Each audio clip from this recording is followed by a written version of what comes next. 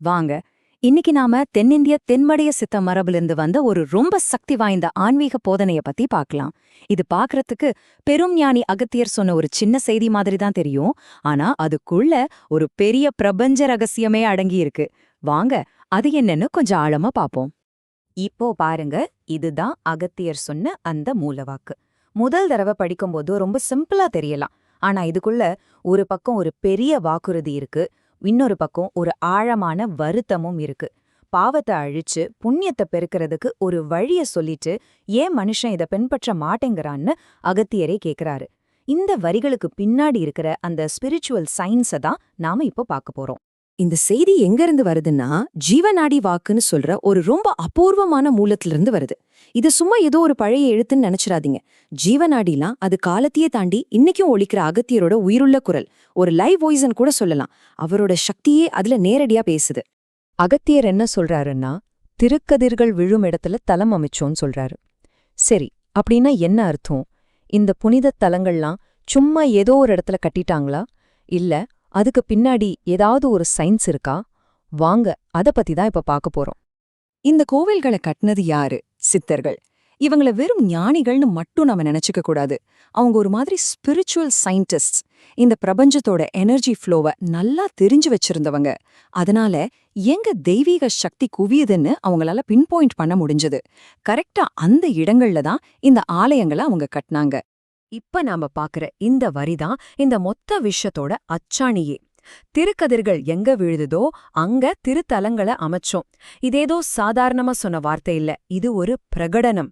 அதாவது புனித தலங்கள் மனுஷனோட இஷ்டத்துக்கு கட்டப்படல, பிரபஞ்சத்தோட எனர்ஜி மேப் படிதான் கட்டப்பட்டிருக்குன்னு சித்தர்கள் ரொம்ப உறுதியா சொல்றாங்க. சரி, அப்போ இந்த திருக்கதிர்கள்னா என்ன? இது சும்மா சூரிய வெளிச்சம் கிடையாது.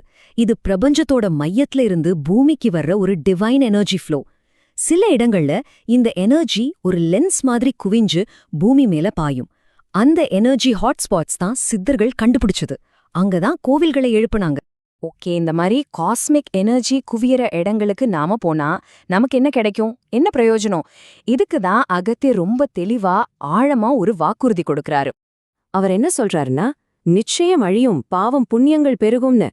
அந்த நிச்சயம்ங்கிற வார்த்தைய கவனிங்க. இது வெறும் நம்பிக்கை இல்ல, இது ஒரு கேரண்டி. அந்த புண்ணிய இடத்தோட எனர்ஜி கூட நம்ம கனெக்ட் ஆகும்போது ஒரு ஸ்பிரிச்சுவல் டிரான்சாக்ஷன் நடக்குது. இது சித்தர்கள் நமக்கு கொடுக்கிற ஒரு அசைக்க முடியாத வாக்குறுதி. இப்ப பாவம் புண்ணியம்னு ரெண்டு விஷயத்த சொல்றாங்களே, அத கொஞ்சம் பிரிச்சு பாப்போம். பாவம்னா என்ன? நம்மள பின்தொடர்ற நெகட்டிவ் கார்மிக் ரெக்கார்ட்ஸ், அதாவது ஒரு சுமை மாதிரி. இததான் அழிக்கணும்னு சொல்றாங்க.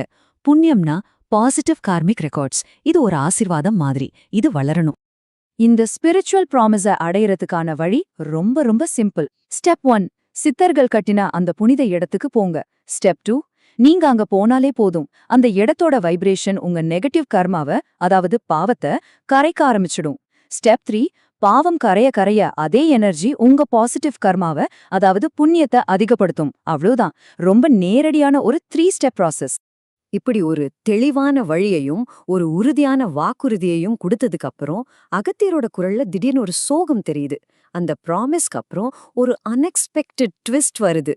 ஆனால் மனிதன் செல்வதில்லையே அப்பனே.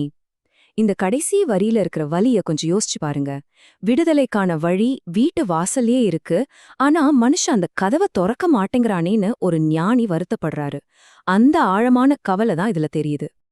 அகத்தியரோட அந்த வருத்தம் இன்னைக்கு நம்ம ஒவ்வொருத்தருக்குமே ஒரு நேரடியான கேள்வியா மாறுது. நம்ம ஸ்பிரிச்சுவல் பேக்கேஜ குறைக்க இவ்வளவு சிம்பிளான வழி இருக்கும்போது நம்மள எது தடுக்குது?